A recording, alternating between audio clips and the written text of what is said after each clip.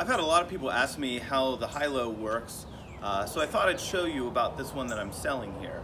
First, I'll start with the lift mechanism. The way this thing works is there are 4 cables at each corner of the trailer that are pushed by a giant piston underneath, and that raises and lowers the top in just a few seconds. Now that's powered by, of course, the 12-volt battery that's built in, so you want to make sure you have a fully charged battery when you get to the campsite. And the first thing you want to do is make sure the trailer is roughly level at least before you lift or lower that top. So let's take a look at how this works. Inside the trailer, you'll see this little door. Lift that up and you'll see your electronic control area. Here you can see the main electronic control switch. In the center position, it's going to activate only some 12 volt like the refrigerator. This is also the setting you want for towing and charging. Switch it up, it's going to turn on all of your power, lights, everything else. Then bottom position is going to activate the 12 volt power for the lift mechanism. To lift and lower it, what you're going to do is use this button which raises or lowers the top, but you have a little safety cable here. So what you do is you pull this out and then push up or down depending on which way you want to lower or raise the top.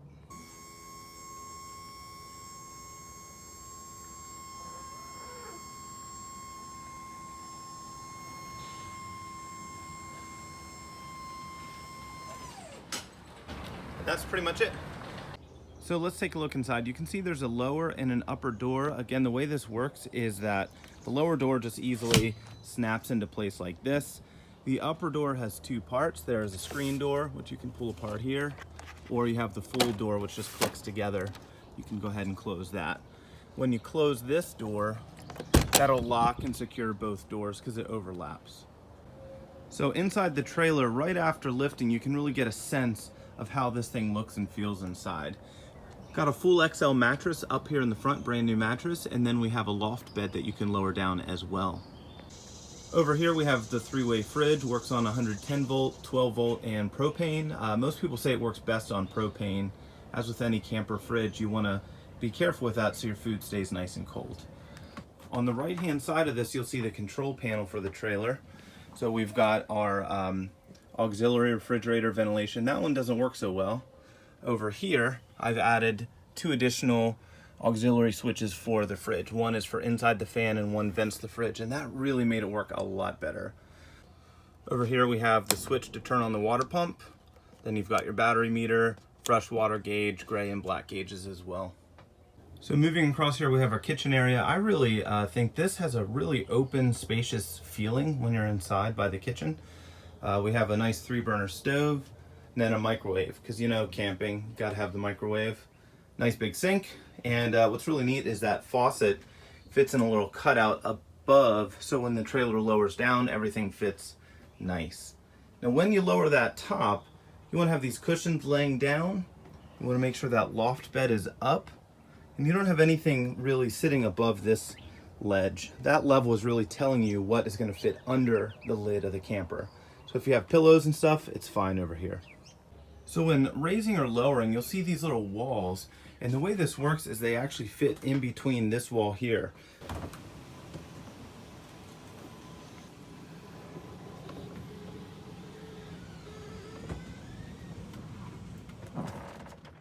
So this little panel just raises and lowers. Then we have this bifolding door. You want to keep that latched. There's a button on the other side. Keep that latched, and then there's a curtain here you can slide across as well. So typically when I raise or lower the top, I have the door set up like this. So here's the heat and AC unit. The heat pump actually works pretty well in here, as well as the AC. Actually works better than in my house. And the way this works is over here in the bathroom, you'll see this little access panel. What you're gonna do is open that up.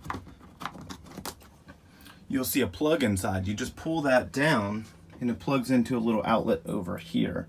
So that plug is for your AC, and that allows that top to raise and lower without any interference issues. So you never want to have this thing plugged in when you raise or lower the top.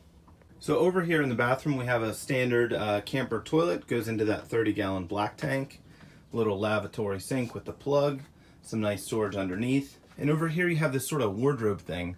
Because of the way the camper raises and lowers, the wardrobe has a shorter height, and I really like this counter space. It gives you an area to put things. It's part of what makes this trailer feel a little bit more open than even like regular hard-sided campers.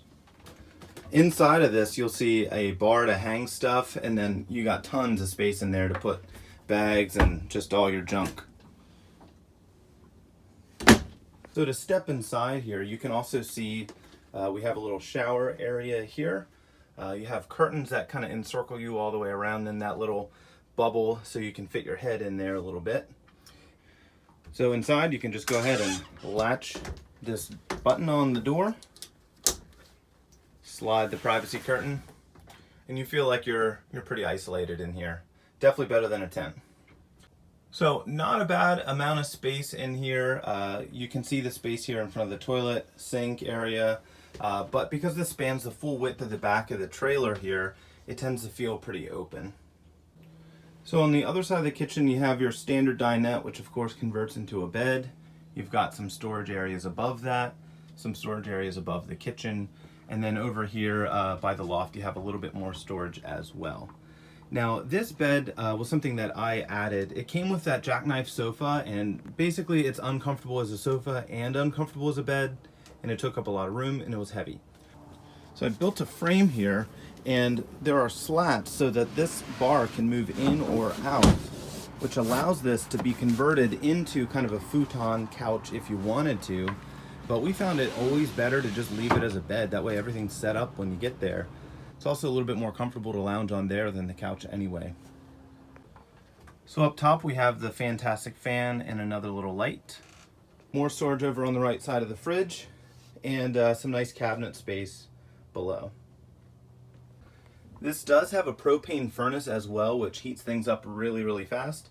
I didn't use it that often, but it does work. So your windows are louvered, which is nice because you can open them a little bit even if it's raining. And you have these blinds that come down for light filtering, or there's blackout blinds as well. The trailer also has one of these TV antenna hookups. I never use that, but I assume it works. So over here is a control panel for the water heater. Runs on propane or electric.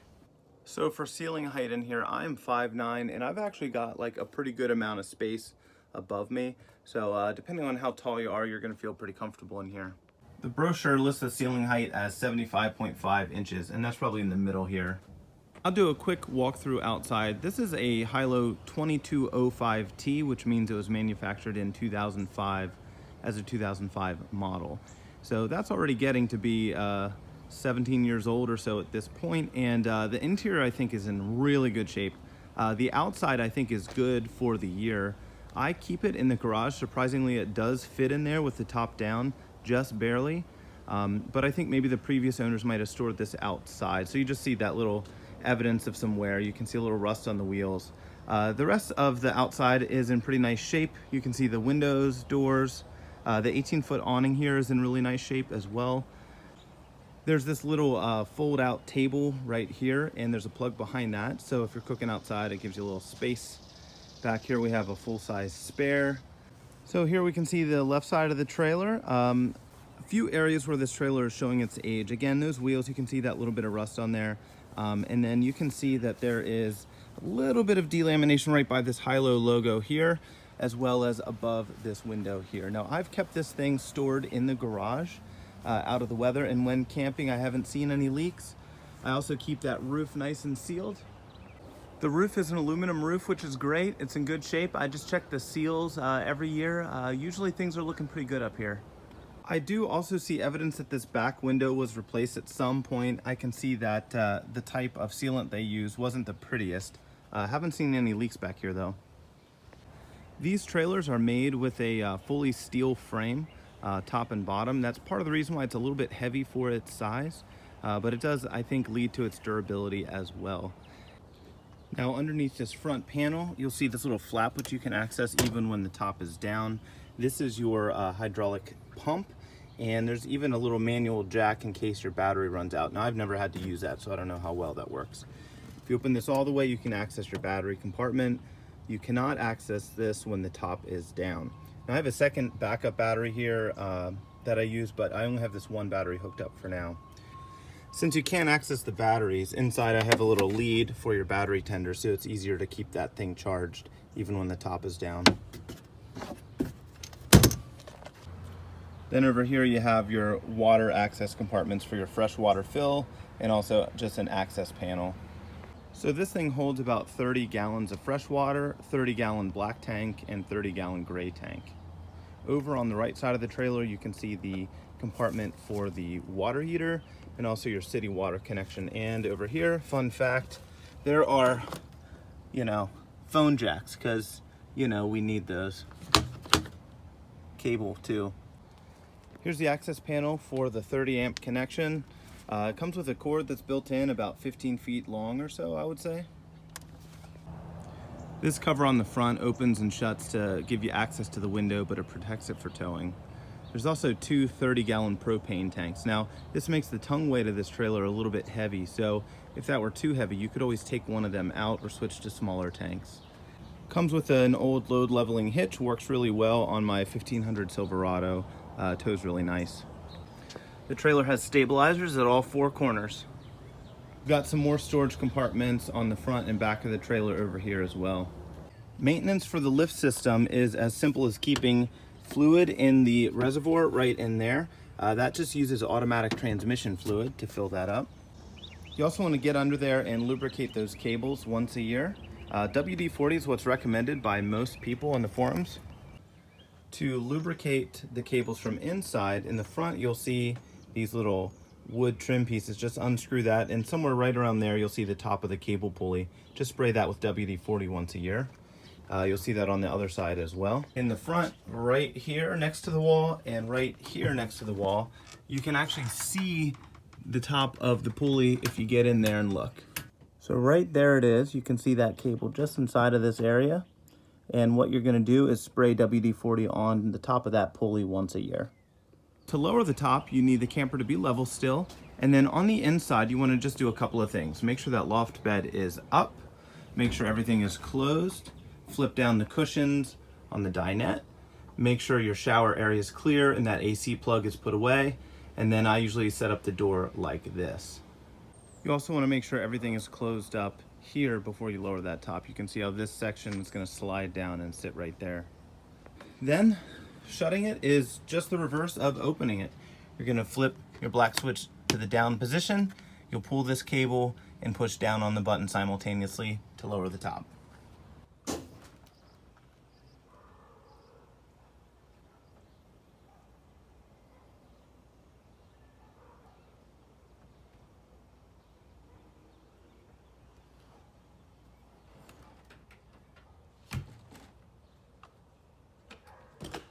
And there you have it, ready to hook up and tow away.